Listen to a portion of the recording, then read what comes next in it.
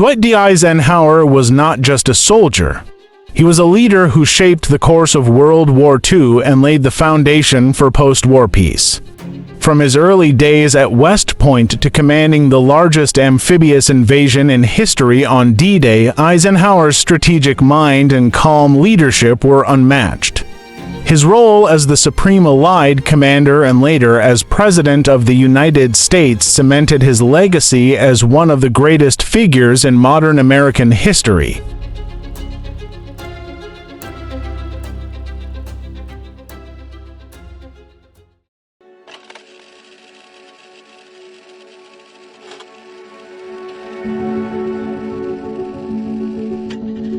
Dwight D. Eisenhower was born on October 14, 1890, in Denison, Texas, but he grew up in Abilene, Kansas, a small town in the American Midwest. Raised in a large family with 6 brothers, Eisenhower's upbringing was rooted in discipline, hard work, and strong values, especially in faith and patriotism. His parents, devout Christians, emphasized the importance of education, service, and responsibility, which would lay the foundation for Eisenhower's future. As a boy, Eisenhower was known for his love of sports, excelling in football and baseball. However, his childhood was not without hardship. In 1909, a severe leg infection nearly led to amputation, but Eisenhower's resilience and determination helped him overcome this challenge. This personal adversity forged a strength that would serve him well in the years to come. After high school, Eisenhower initially worked at a local creamery, but his desire for a greater future led him to apply to the United States Military Academy at West Point. In 1911, he was accepted into West Point, marking the beginning of his military journey. Although Eisenhower's time at the academy was challenging, he developed a passion for leadership and military strategy. At West Point, Eisenhower's disciplined nature and leadership abilities quickly became apparent. Though his academic performance was solid, it was his leadership on the football field that earned him respect. Unfortunately, a knee injury ended his football career, but this setback only strengthened his resolve to succeed in his military career. Graduating in 1915, Eisenhower was commissioned as a second lieutenant in the U.S. Army. This period, often referred to as the class the stars fell on due to the number of future generals it produced, marked the beginning of Eisenhower's rise through the military ranks. He was stationed at various posts in the U.S., where he honed his leadership and strategic skills. Though he longed for action during World War I, Eisenhower remained stateside, commanding a tank training center in Gettysburg, Pennsylvania.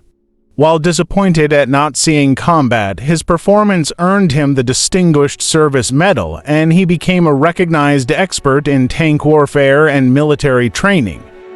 After the war, Eisenhower's career continued to progress.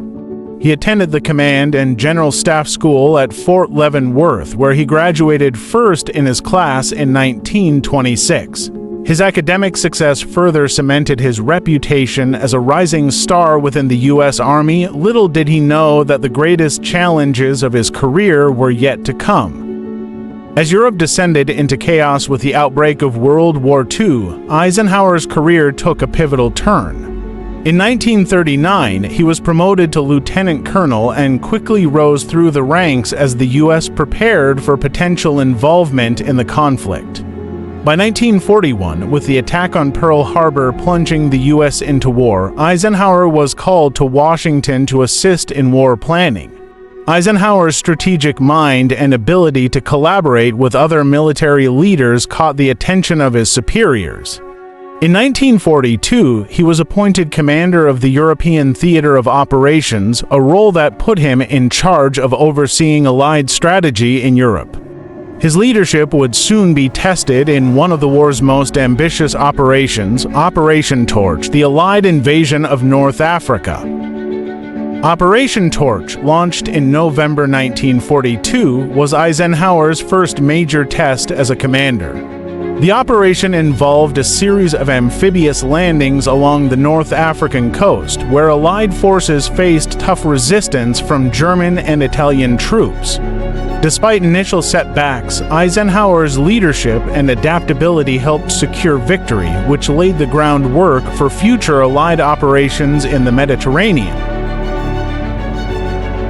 Following the success in North Africa, Eisenhower was given the responsibility of leading the invasion of Sicily in 1943. This campaign, known as Operation Husky, was crucial in weakening Axis control over the Mediterranean and paved the way for the Allied invasion of Italy. Under Eisenhower's command, Allied forces successfully captured Sicily, and soon after, Italy surrendered. However, Eisenhower's greatest challenge was still ahead.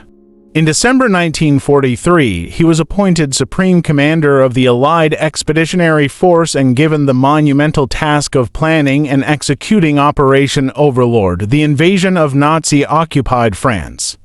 The success of this operation would determine the outcome of the war in Europe. The planning for Operation Overlord was meticulous and complex. Eisenhower had to coordinate the efforts of British, Canadian, and American forces, manage the logistics of landing thousands of troops on enemy beaches, and maintain secrecy to ensure the element of surprise. The weight of responsibility was immense, but Eisenhower faced it with calm determination. On June 6, 1944 D-Day, the Allied forces launched the largest amphibious invasion in history, landing on the beaches of Normandy. The initial assault was brutal, with heavy casualties, but Eisenhower's leadership and the courage of the Allied soldiers turned the tide. By the end of the day, Allied forces had secured a foothold in France, marking the beginning of the liberation of Western Europe. Eisenhower's decision-making during the Normandy invasion earned him global recognition. He was praised for his ability to unite the Allied forces and maintain morale during one of the war's most difficult campaigns. The success of D-Day was a turning point in World War II, and Eisenhower's leadership was a key factor in the victory.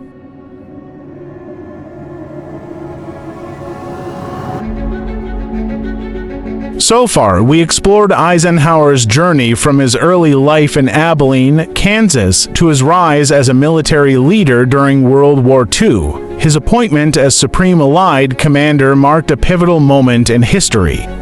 D-Day was the culmination of his meticulous planning and strategic genius, turning the tide in favor of the Allies. Through victory in Europe, Eisenhower's leadership was praised globally, symbolizing unity and strength in the face of tyranny. After the success of D-Day, Eisenhower continued to lead the Allied forces in the final push to defeat Nazi Germany. The months following the invasion were marked by fierce battles, including the liberation of Paris in August 1944 and the Battle of the Bulge in December 1944. Eisenhower's steady leadership during these critical moments helped secure victory in Europe. In May 1945, Nazi Germany officially surrendered to the Allies, and Eisenhower was hailed as a hero. He had overseen the liberation of Western Europe and the defeat of one of the most brutal regimes in history. His leadership during the war had earned him the respect and admiration of military leaders, politicians, and civilians alike. Upon returning to the United States, Eisenhower received a hero's welcome. He was promoted to the rank of General of the Army, one of the highest military honors in U.S. history. However, Eisenhower was not yet finished serving his country. In 1945, he was appointed Chief of Staff of the U.S. Army, where he played a key role in demobilizing the military and transitioning the country to peacetime. In 1948, Eisenhower took on a new challenge as president of Columbia University. Although his time in academia was brief, it allowed him to explore his interest in education and leadership. However, his tenure at Columbia was interrupted by a new call to duty: the formation of NATO, the North Atlantic Treaty Organization. In 1950, Eisenhower was appointed Supreme Commander of NATO, tasked with building a military alliance to counter the growing threat of the Soviet Union during the early years of the Cold War. Eisenhower's experience in leading multinational forces during World War II made him the ideal choice for this role, and he worked to strengthen ties between the United States and its European allies. Eisenhower's leadership in NATO helped establish a unified front against Soviet aggression and laid the groundwork for the defense of Western Europe. His efforts to maintain peace and stability during the Cold War would later define his presidency. In 1952, Eisenhower was called to public service once again, this time as a candidate for President of the United States. Running on a platform of peace and prosperity, Eisenhower won the election in a landslide, becoming the 34th president. His military background and reputation for calm, decisive leadership made him an ideal candidate during a time of global uncertainty. As president, Eisenhower faced numerous challenges, including the Korean War, the rise of the civil rights movement, and the growing threat of nuclear conflict with the Soviet Union. His foreign policy was marked by a strategy of containment aimed at preventing the spread of communism while avoiding direct military conflict. This policy, known as massive retaliation, relied on the threat of nuclear force to deter Soviet aggression. Domestically, Eisenhower focused on infrastructure and economic development. His most significant achievement was the creation of the interstate highway system, which transformed transportation and commerce in the United States. He also worked to strengthen America's global leadership, promoting international cooperation through organizations like the United Nations and NATO. Eisenhower's presidency was characterized by a steady hand in foreign and domestic affairs. His experience in leading complex military operations translated into a pragmatic approach to governance, prioritizing stability and peace. Despite the challenges of the Cold War, Eisenhower managed to avoid direct conflict with the Soviet Union, maintaining peace during a tense period in global history. In his farewell address in 1961, Eisenhower famously warned of the dangers of the military-industrial complex, cautioning against the unchecked influence of defense contractors on American policy. This message continues to resonate today, reflecting Eisenhower's concern for the balance between military strength and democratic values. Eisenhower's legacy as both a military leader and a statesman is unmatched.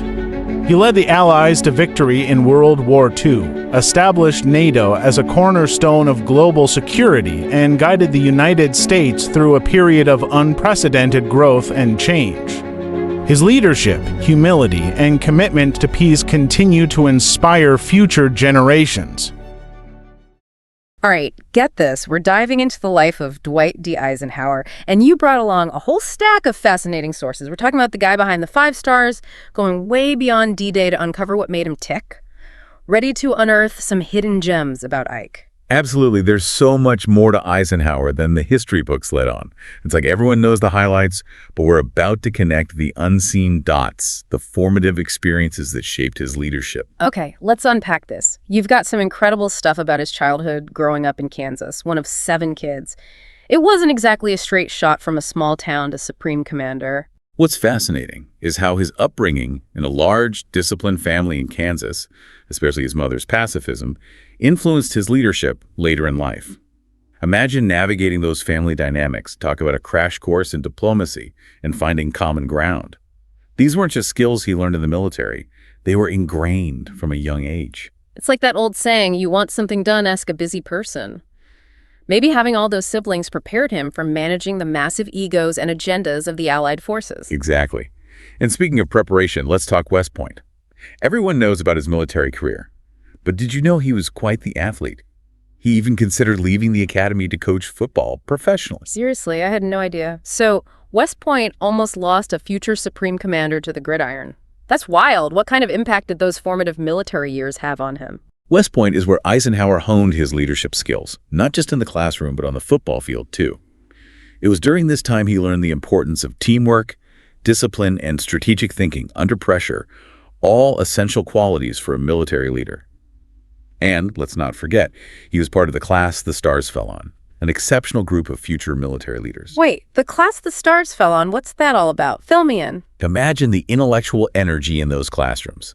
This wasn't just any graduating class. This was a generation of military minds who would shape the course of history, including future giants like Omar Bradley and George Patton. Wow, being surrounded by that kind of ambition and intellect must have had a huge influence on him. Did he excel right away in that environment, or did his path to leadership look a little different? What's interesting is that Eisenhower wasn't necessarily a top-ranking student academically, but he thrived in environments demanding leadership and action. He had this innate ability to inspire and motivate others, to build consensus and get things done, which you don't always learn from textbooks. So we've got this guy, not a star student, but a natural leader. Then World War II breaks out, and suddenly those leadership skills are needed on a whole other level. And that's where Eisenhower truly shines. You know, we're talking about a global conflict with millions of lives at stake, and he's thrust onto the world stage. No pressure, right? Let's dive into his wartime experience. You've got some material on Operation Torch. That was the Allied invasion of North Africa, right? Exactly. And it wasn't just another military campaign. This was Eisenhower's first major command. It tested him in ways he couldn't have imagined. Think about it, landing troops on a massive scale, coordinating with different Allied forces, all while facing fierce resistance. Talk about a trial by fire. What's remarkable is how quickly he rose to the challenge. It wasn't just about strategic brilliance, it was about navigating the human element.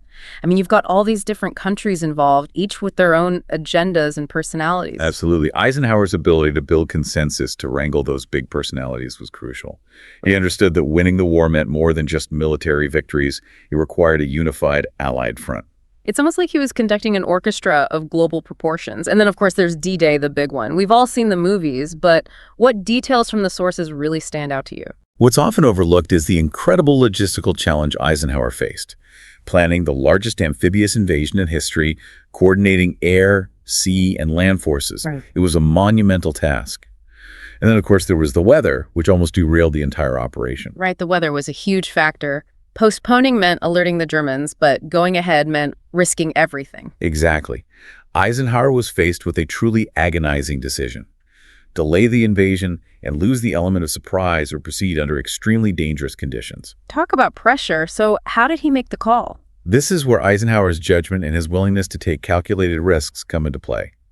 He famously said, "I am heartbroken by the prospect of heavy losses, but the troops are fit, they're ready to go." He knew the stakes, he weighed the options, and he made the gut-wrenching decision to launch the invasion. A true leader's moment. And the rest, as they say, is history. D-Day was a success, a turning point in the war. But the fight was far from over. Absolutely. The months following DA were a grueling test of endurance and strategic brilliance. The Battle of the Bulge, for instance, caught the Allies completely off guard. It was a desperate German counteroffensive that threatened to shatter the Allied lines. What's amazing is that even in the face of setbacks, Eisenhower remained this steady, reassuring presence. He didn't panic, he didn't waver. He rallied his troops, reorganized his defenses, and ultimately turned the tide once again. It's a testament to his resilience and adaptability. Eisenhower understood that leadership isn't about always having the right answers. It's about staying calm under pressure, making tough decisions, and inspiring those around you. It's amazing to see how Eisenhower's wartime experience shaped him. But his story doesn't end with the war, does it? He takes on roles like Chief of Staff, President of Columbia University, even Supreme Commander of NATO. This isn't exactly your average retirement plan.